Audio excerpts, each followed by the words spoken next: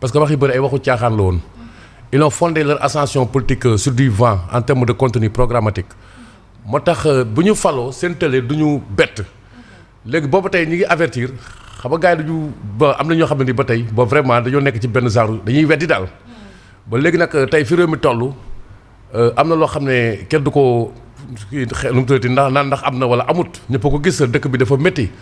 parce que xoolal sa Asma Khadija avant dialogue bi am na benn événement boo xam ne romb nañu mooy nguur gi bi ñu defee 1 an ba pare boo xoolee célébré wuñ ko loolu waroon nañ toog ci 1 an yaa ngi koy fàttali fex nañ ba débat boobu lañ ko occulté normalement boo faloo jëlee pouvoir nga toog 1 an da ngay def sa bilan nga ne man lii laa fi def au moins même bu doon ay réalisation yu mag nga andi ay xàll mais réew mi il faut mu métti boo xoolee bor bi dafa yokk baax a baax wala du gis nga ko te bor boobu boo xoolee amul benn chantier bu ñu teg bu mag mais loolu kay mooy signe bu gën a mag ne réew mi dafa am ay jafe-jafe wala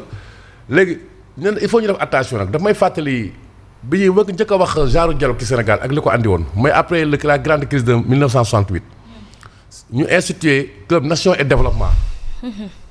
maam dugal ay borom xam-xam ci réew mi ak ay acteurs ay dépositaires d'enjeux pour ñu xalaat ci réew mi mu bañ a nekk dialogue boo xam ne bii nii entre politiciens kese la. très bien tey genre esprit boobu lañ soxla. on a besoin d'un dialogue de dialoguer sur l'état de la nation de dialoguer développement. maam tey parce que Asma Khadija il faut ñu def attention fi jëm baaxut. très bien crise bi ni mu taree nii tey. chômage bi. mënut a yokk. di continuer di yokk nii rek. boo xoolee àll bi tey xam nga mi ngi métti. ba ñoom keroog le premier ministre bi Ousmane Sonko moom moo gis la nécessité ne day créer kuréel. pour ñu gën a réfléchir ci ndóol bi nga xam ne ni mi ngi am ci monde rural bi waa monde rural bi ñu ngi may déglu xam nañu tey ndóol bi yokk fa la loolu. donc nag moo tax. nañu bañ a nañu fexe ba ñoom li ñaan bu ndox tuura an baax a des. très bien ñu fay dem. très bien nañ fexe ba mu doon ab dialogue boo xam ne entre politiciens rek lay doon ci ay interpoliticiens il faut qu'ils pensent nation et développement jiital Sénégal. aywa daaw bi ñu taxawalee fii Simon Pierre Faye réforme autour de la justice ci bésu dialogue dañoo amoon njortu gu rafet ni xëy na ci yeneen secteurs yi yëpp dinañ amal assise pour mieux comprendre ak gën a taxaw pour que sénégalais yi nekk ci naataange mais bu ñu gisee ci biile dialogue ñuy waxtaanewaat ay mbirum politique à quand est-ce la rupture vraiment pour la politique au Sénégal. mais rupture de toute façon rupture moom dina jafe parce que tant qu'il y a ce jeu politique bi nga xam ne moom mooy alimenter le débat au Sénégal loolu du fi jóge et bon il faut le dire la plupart de nos postes électifs c'est à partir de la politique et malheureusement politique bi benn instant dafay mettre entre parenthèses toutes les autres priorités et tey jii malheureusement le contexte est là qui se repose. On parle de la politique au moment où des Sénégalais cherchent la queue du diable pour mën a lijjanti seen i bopp mën a am xar ñenn ñi ñàkk nañu seen i liggéey on parle de milliers et des milliers yoo xam ne ñàkk nañu seen i liggéey ñoon nan la ñu def ak seen njaboot et ñun xam nañu Sénégal benn salaire mooy dundal au moins fukki nit loolu dolli ci déliquescence bi nga xam ne moo amoon déjà avec cette situation de tension économique buy persister depuis très longtemps mu ñëw aggravé wu dans ce contexte bi nga xam ne nous on nous vend seulement des projets politiques donc à quand la ñuy mën a toog waxtaane réew mi à quand la ñuy mën a toog waxtaane jafe-jafe yi nga xam ne moom moo fi ne à quand la ñuy mën a toog vraiment bàyyi xel le citoyen lambda mi nga xam ne chaque matin mi ngi seet nan lay lijjantee boppam parce que soi-disant les politiques l'ont oublié et malheureusement campagne électorale dina ñëwaat on sera encore mobilisé autour de la politique benn instant demoon nañu ba peut-être yenn citoyens sax xaw a dummuyu politique bi ba gisoon nañu peut-être des taux de participation plus ou moins faibles ci ay élections mais bu mooy tuul tamit foofu lañ jëm donc dafa jot ñu teg leneen ci table bi loo xam ne au moins dina rassurer askan wi parce que cette situation on la vit depuis au moins 1 an et demi mais pourquoi à l'attendre maintenant des politiques man sama laaj foofu la kii dund tabaski bu metti sénégalais lambda bi la kii fal itam sénégalais lambda gi la ki ñuy alerter vidéo bi 2023 la woon te defoon na effet ci jamono Macky Sall bokk na xëy na ci la motiver askan wi ñu folli Macky Sall mais ñi fi nekk tey ñoom dañu ne woon bu ñu ñëwee askan bi dina nekk ci nattaange wa ilaa ñoom dinañ leen may nopp bu baax a baax doxalinu système bi moom lañ gisagum ci ñoom de selon certains. xam nga yaa ngi wax sànq rupture la ñu jaay rupture politique politicienne amagul. rupture politique du fi mos a jógee. moom rupture politique bi nga xam ne moom la ñu bëgg moom la ñu amul mais rupture politique politicienne boobu nga xam ne moom la ñuy dund maanaam le politicien professionnel loolu la ñuy dund ba tey jii xam nga la moo tax. gis nga politicien professionnel intérêt rek lay jiital intérêt askan wi mas koo ñor buy battre campagne. kon l'homme politique n'est pas honnête. non bu wax l'homme politique mais l'homme politique bi nga xam ne politique la jël def ko métier. muy ñoom ñëpp kat politique lañ def métier. mais xam nga politique boo jëlee ci boo jëlee lan mooy li bu ñu waxee lan mooy politique ñëpp xam nañ ne politique lu baax la. maanaam yow sa kër ni nga koy yoree D-Média ni nga koy yoree plateau bi ni nga koy gérer yaa ngi def politique mais politique professionnelle maanaam politique politicienne bi nga xam ne moom la ñuy dund fii ci Sénégal te yenn politiciens yi def ko métier boobu ci boppam moo rupture boobu moo war a am te amagul parce que ñooñu seen intérêt la ñuy doxal gis nga kii woote dialogue système politique bi moo leen tax a jóg ak ki nga xam ne mooy dem wuy ji ñoom ñëpp ku si nekk sa intérêt ngàndee mais est-ce que askan wi gis nañu seen intérêt loolooy problème bi ñaata yoon lañ fa woote dialogue conclusion yi nga xam ne tëral nañ ko fi est-ce que conclusion yooyu appliqué nañ ko ñu sépp dañ naan sax président Macky Sall doon nañ ko si ŋàññ bi ngeen waxtaanee pay dinaa xool la ma ca soxla ma jël ko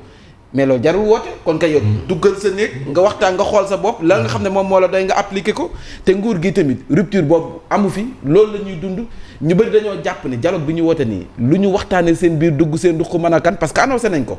am na ku génn si ñoom daal di koy wax ne kon mën nañ si waxtaana waale renforcer pouvoir premier ministre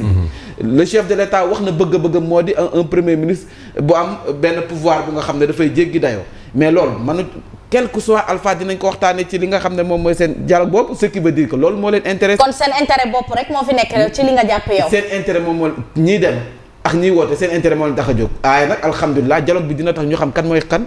déjà ñoom biir APR xam nañ léegi kan mooy kan ci seen biir. parce que bon APR moom da yaakaar naa ni tas na ba pare mais pour revenir sur vraiment le quotidien du Sénégalais lambda Mame c'est vrai les hommes politiques nous servent que des débats pour nous divertir quelque part parce que dialogue bi bu ñu ko wootee à l'approche de la Tabaski serait-ce un moyen pour camoufler un peu le manque d'économie de nattaange bi war a am te économie sénégalaise bi. est-ce que loolu tamit nekkul pour nëbbu loolu. il faut voir que c'est une date instituée quoi c'est inscrit dans l'agenda républicain le 28. mais bu leen neexoon ñu kii ko ñu bañ ko def am nañ sañ-sañ yàgg nañ fi fekk dara te defuñu ko oui amul benn urgence politique. voilà parce que fekk nañ fi yu bëri yu Macky Sall defoon ay décret yoo xam ne sax daf ko signé balaa muy dem ñu dindi ko. parce que arrangé wu leen léegi ñoom moom laa la wax sànq Asma Khadija boo gisee ma wax la xam nga ñi populiste moo leen fal mooy ñoo xam ne dañuy diggee loo xam ne nii heure bu ñëwee pouvoir mënuñ ko réaliser. encore une fois askanu Sénégal leen Ousmane Sonko wax ci fukki at. man maa leen ko wax mënu ko def mënu ci dara ba dara boole jeex parce que ay waxu gént la woon. kon mënuñ leen folli y a pas quelque chose que non xaaral tam Asma c'est que dans le format Asma démocratie moom moo ko kii. non Asma lu am solo la ñuy wax quoi parce que c'est un débat très important pour Sénégalais. absolument parce que bu ñu ko waxee noonu mën nañu ko jàppee waxu iñaan ak kuy saboté. dama daan déglu ay waxam lu mu doon waxee tey par exemple ci damay génn CFA. c'est-à-dire que ni mu koy waxee mooy dafay mel ni kii bu faloo day génn CFA. Ousmane Sonko dem na en 2020 parce que man lu précis laay wax Walfadjri mu ne moom d'accordul naan réew dafay am problème xaalis parce que moom xam ne ni ñuy wutee xaalis ñu ne ko nooy def mu ne damay def ay ci fiscalité bi laay laal impôts yi ak yooyu noonu yaa may dégg fexe ba doubler budget Sénégal xam nga engagement bu mu jël su ma faloo tuuti rek damay doubler budget Sénégal xam nga loolu moom moo ko wax par exemple absolument loolu te tey dañoo xaar ci moom un an après mu wax ñu yoon ba muy doubler budget Sénégal Asma moo tax ma ne ay gént la woon Asma Khadija wax nañu ne pétrole bi niñ ko signé baaxut bés bu faloo da koy andi am na foo xam ne ci mi ngi taxaw fële boobu ci wetu ci nord bi. waaw yaa may dégg ay Richard Toll mais boobu ba tey gisuñu loolu noonu xaalis boobu noonu parce que nit ñi dañoo yaakaar Sénégalais yu ko voteel ne sàcc nañ suñu xaalis kii kat bu faloo xaalis boobu yëpp dinañ ko andiwaat. bu ko defee xale yi du ñu duggati ci gaal yi. di dem bitim réew bu ko defee comme tabaski yi sama mbokk njaay ñu bëri seen tabaski dina neex donc foofu laa ko teg léegi nag am na loo xam ne nag ñoom seen prérogative la parce que le peuple sénégalais est souverain moom moo leen tànn du noonu seen rendez-vous ak peuple sénégalais ci beneen élection la loolu tam il faut ñu nangu leen loolu Asma Khadija mais d'ici là nag am na loo xam ne moom ñoo ko bokk moo sànq mooy nation et développement mooy nation bi réew mi dañ ko bokk un peuple un but une fois yaa may dégg que Sénégal ñun ñoo ko bokk ñun ñëpp léegi li nga xam ne mooy démocratie par exemple waaw loolu mënees nañ ko waxtaanee très bien tëj ak tëj bi réew mi mel ni lido ku génn ñu jàpp loolu war nañ ko dakkal très bien parce que loolu du jur jàmm Asma Khadija très bien ñi ñu jàpp di leen dàq ci seen liggéey loolu du jur jàmm war nañ ko dakkal très bien mais surtout ñu fàttaliku ne réew mi dafa am fitna goo xam ne nii bëgguma koy tudd parce que ñenn ñi dañuy tiit mooy terrorisme bi tey daf ñu wër te mooy point bu gën a saillant di avancer bu baax a baax gis nga ba mu France bi mu fa amee yaa ngi fàttaliku l'alors président français François Hollande reçu très bien ndaw si nga xam ne moo nekkoon ci opposition bi mooy Marine Le Pen ak ñëpp pour ñu waxtaanee ko par exemple point boobu mën nañ ko waxtaanee ñu xam ne réew mi ni mu def nekk ba ni mu fexe ba nekk ci stabilité pendant plus de 60 ans naka la ñuy def ba jàmm jooju des bi loolu mën nañ ko waxtaanee mais xam nga lu ñuy bañ ay njuuj njaaj te loolu arrangé wul réew mi ñoom seen bopp dina arrangé parce que chômeurs yi dañuy yokkoo ak crise bi ni muy yokkoo loolu dafiy mën a xaar. aywa Simon Pierre Faye yéen a ngi may reetaan fàttali ma ni ci démocratie la ñuy falee ñii d'accord mais quand un président veut que son premier ministre am tous les pouvoirs ba mu super fort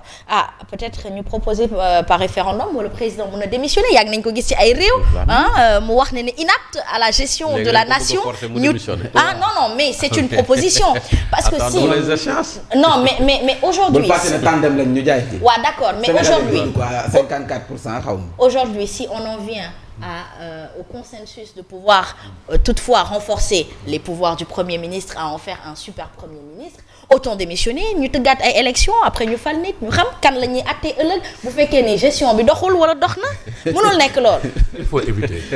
yéeneem la wax rek waaye xam na ne waa. non dama laaj man yéenewu ma dara. ndax waa Pastef duñ la déglu ci loolu. mais est-ce que loolu lu mën a nekk